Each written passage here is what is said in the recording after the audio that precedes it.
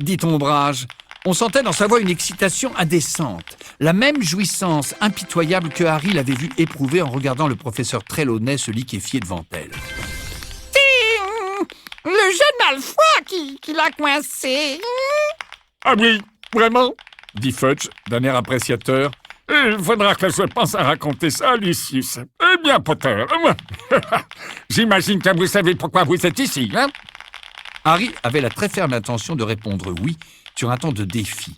Il avait déjà ouvert la bouche, prêt à prononcer le mot, lorsqu'il aperçut le visage de Dumbledore. Celui-ci ne le regardait pas directement. Ses yeux s'étaient fixés quelque part au-dessus de son épaule. Mais quand Harry se tourna vers lui, il hocha très légèrement la tête de gauche à droite. Harry changea aussitôt de direction. Non, Je vous demande pardon? dit Fudge. Non, répondit Harry d'un ton décidé. Vous ne savez pas pourquoi vous êtes ici? Non, je ne le sais pas, répéta Harry. L'air incrédule, Fudge observa successivement Harry puis le professeur Ombrage. Harry profita de ce moment d'inattention pour jeter un autre bref regard à Dumbledore qui hocha imperceptiblement la tête en signe d'approbation et adressa au tapis l'ombre d'un clin d'œil. « Vous n'avez donc aucune idée, Reprit Fudge, la voix déformée par le sarcasme, de la raison pour laquelle le professeur Ombrage vous a amené dans ce bureau? Vous n'êtes pas conscient d'avoir violé le règlement de l'école? Le règlement de l'école, dit Harry. Non, Ou plutôt les décrets du ministre, hein? rectifia Fudge avec colère. Pas que je sache, répondit Harry d'un ton aimable. Son cœur continuait de battre très vite.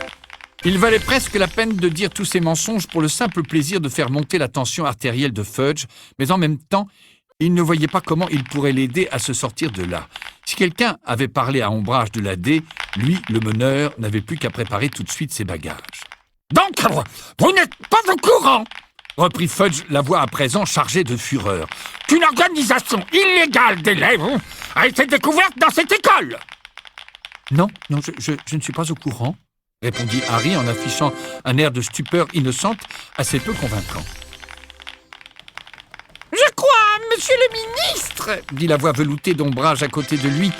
que nous progresserions davantage si j'allais chercher l'élève qui m'a donné l'information. Oui, faites donc, dit Fudge en approuvant d'un signe de tête. Il lança à Dumbledore un regard malveillant tandis qu'Ombrage sortait du bureau. Rien de vous un bon témoin, n'est-ce pas, Dumbledore? Vous avez parfaitement raison, Cornelius, répondit-il d'un air grave en inclinant la tête. Quelques minutes s'écoulèrent pendant lesquelles personne ne se regarda. Puis Harry entendit la porte s'ouvrir à nouveau. Ombrage entra dans la pièce et passa devant lui en tenant par l'épaule l'amie aux cheveux bouclés de Cho, la dénommée Marietta, qui se cachait le visage dans les mains. N'ayez pas peur, ma petite. Vous n'avez rien à craindre. Dit Ombrage d'une voix douce en lui tapotant le dos. Tout va bien maintenant. Vous avez fait ce qu'il fallait. Monsieur le ministre est très content de vous. Il dira à votre mère que vous êtes bien conduite. La mère de Marietta, monsieur le ministre, Ajouta-t-elle en levant les yeux vers Fudge. et Mrs. Edgecombe, du département des transports magiques, service du réseau des cheminées. Elle nous a aidés à assurer la surveillance des feux de Poudlard. c'est parfait, dit Fudge d'un ton chaleureux. Telle mère, telle fille, hein? Bon, bien, alors, ma chère petite, regardez-moi dans les yeux, ne soyez pas timide, nous allons écouter ce que vous avez à nous... Mais il y a de gargouilles galopantes! Lorsque Marietta releva la tête, Fudge fit un bond en arrière, l'air horrifié et faillit atterrir dans la cheminée.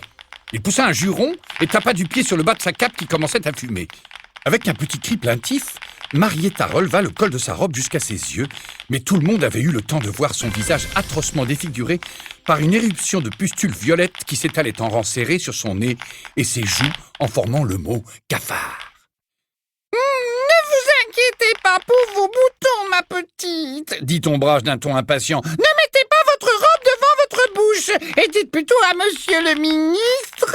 Mais Marietta poussa un nouveau gémissement étouffé et hocha frénétiquement la tête en signe de dénégation. Oh, très bien. moi qui lui dirai tout, déclara sèchement Ombrage. Elle afficha à nouveau son sourire nauséabond et poursuivit. Eh bien voilà, monsieur le ministre, Miss Edgecombe, ici présente, est venue ce soir dans mon bureau, peu après le dîner, pour me dire qu'elle avait des révélations à me faire. Elle m'a alors informé que si je me rendais dans une salle secrète du 7e étage, que l'on appelle parfois la salle sur demande, j'y trouverais quelque chose qui me serait utile. Je lui ai posé quelques questions pour en savoir plus et elle a fini par m'avouer qu'il devait s'y dérouler une sorte de réunion. Malheureusement, juste à ce moment-là, ce maléfice...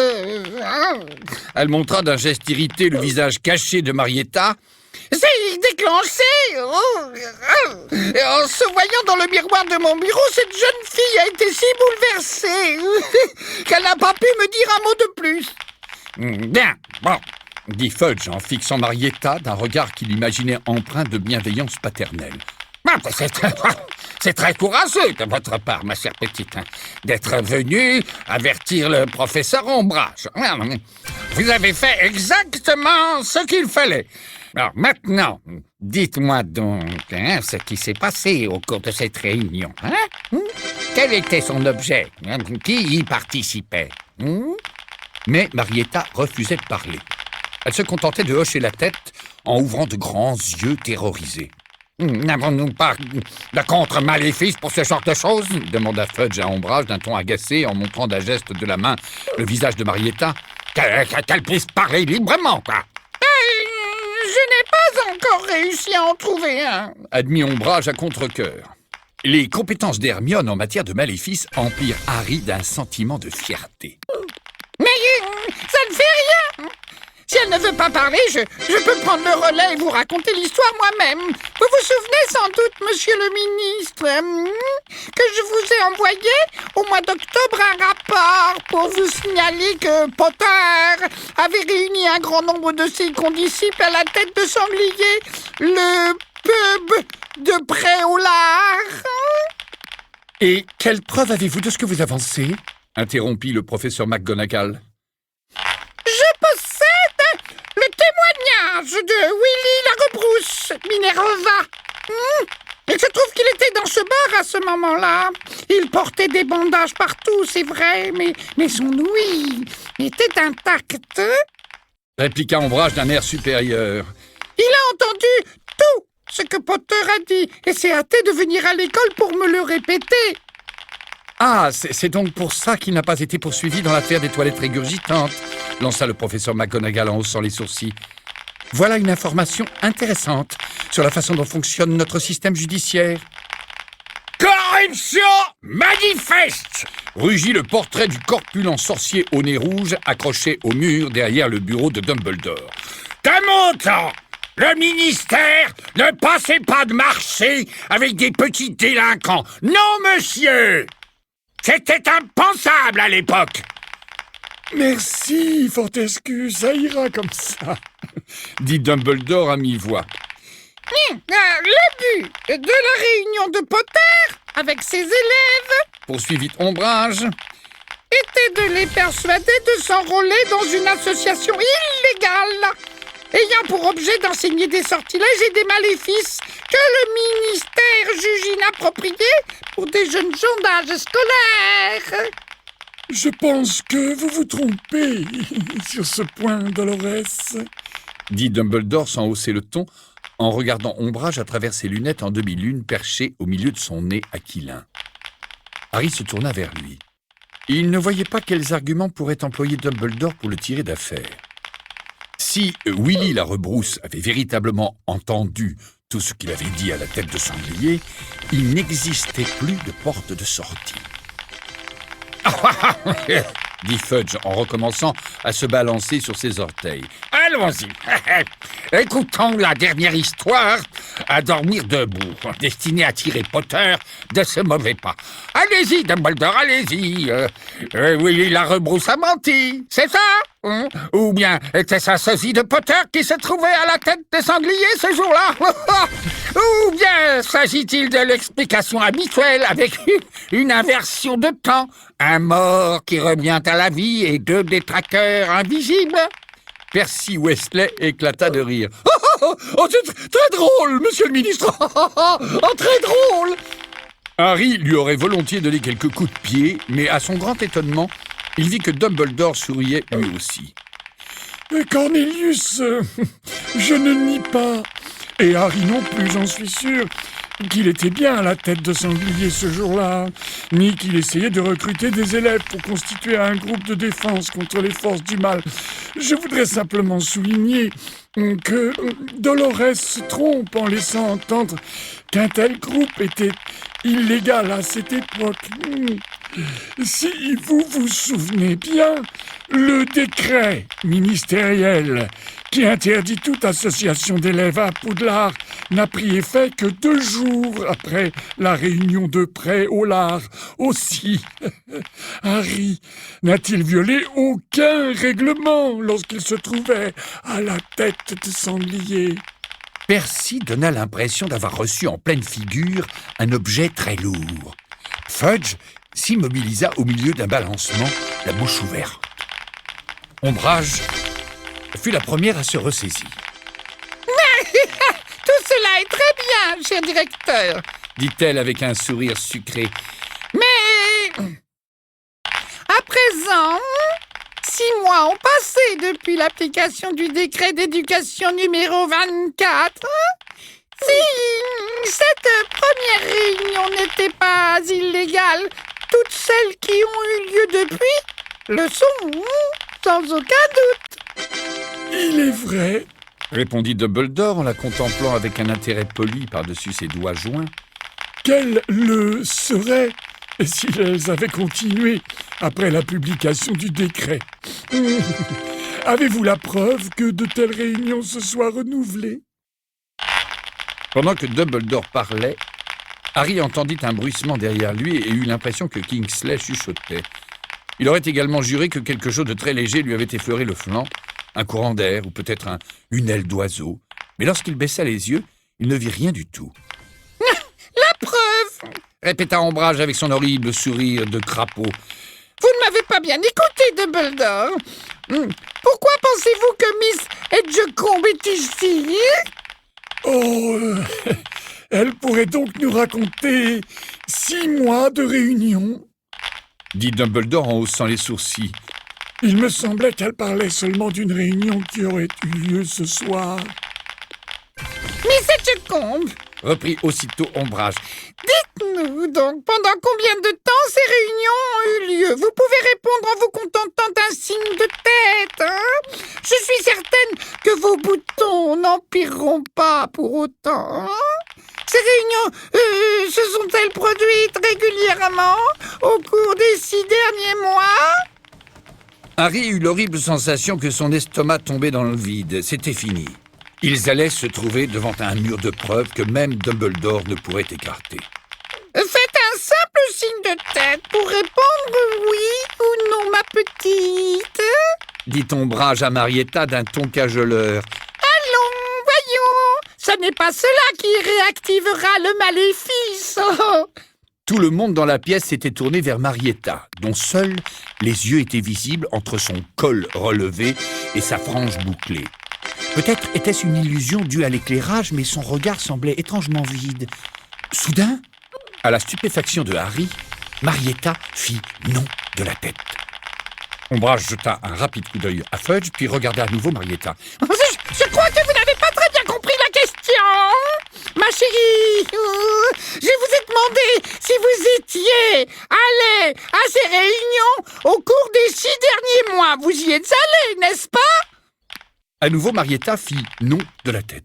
Que voulez-vous dire par là? Demanda Ombrage d'une voix agacée. Il me semble qu'elle a été très claire, fit remarquer le professeur McGonagall d'un ton abrupt. Il n'y a pas eu de réunion secrète au cours des 6 derniers mois. C'est bien cela, Miss Edgecombe. Marietta acquiesça d'un signe de tête. Mais il y a eu réunion ce soir! S'exclama Ombrage avec fureur. Une réunion dans la salle sur demande, hein, Miss Edgecombe? Vous m'en avez parlé! Et Potter en était le meneur, n'est-ce pas? C'est Potter, hein, qui l'a organisé! Potter qui a... Pourquoi remuez-vous la tête ainsi? D'ordinaire, lorsque quelqu'un hoche la tête de droite à gauche, dit McGonagall avec froideur, Cela signifie non. Aussi, à moins que Miss Edgecombe utilise un langage visuel inconnu des humains.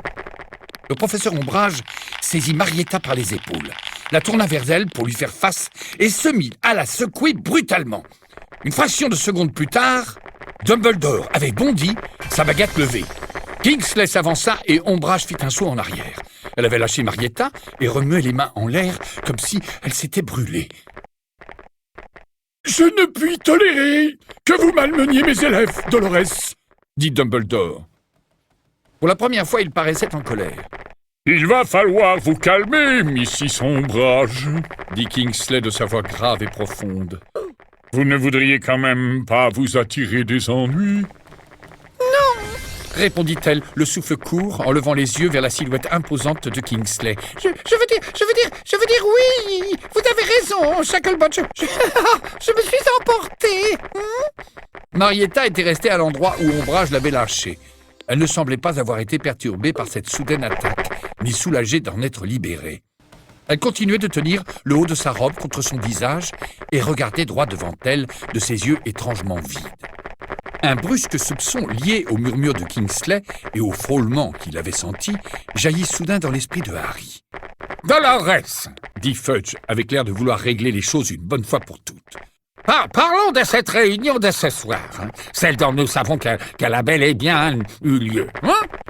Oui, répondit Ombrage en se ressaisissant. Oui, eh bien voilà.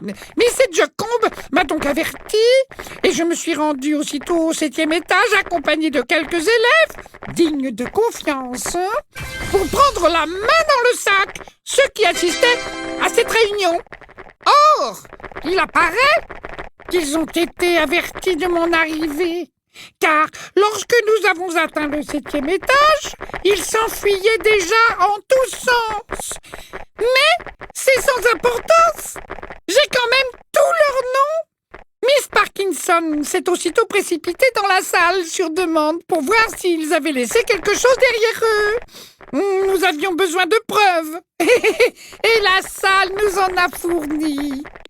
Sous les yeux horrifiés de Harry, elle sortit alors de sa poche la liste des noms qui avaient été affichés dans la salle sur demande et la tendit à Fudge.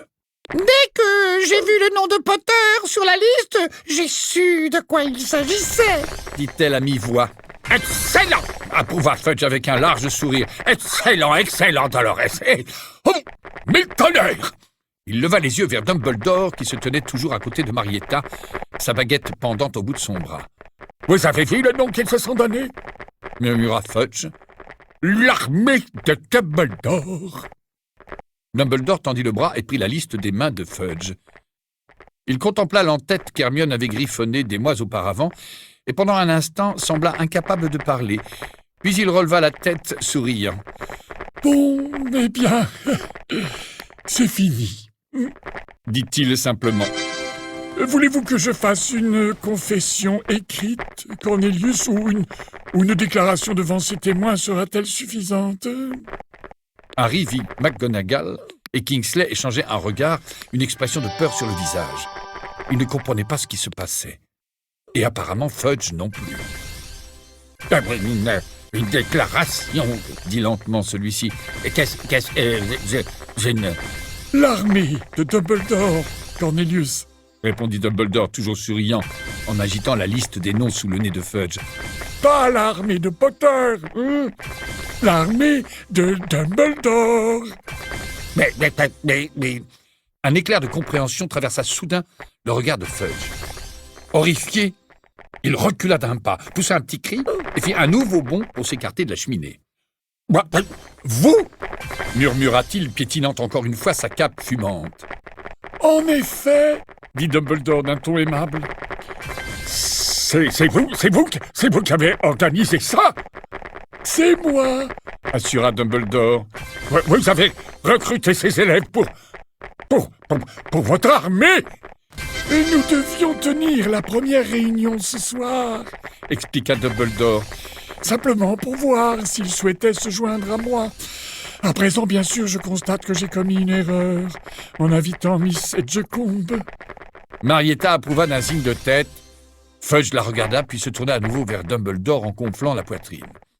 Alors, vous avez vraiment Comploter contre moi !» s'écria-t-il. « C'est exact !» admit Dumbledore d'un ton joyeux. « Non !» s'exclama Harry. Kingsley lui jeta un regard d'avertissement et McGonagall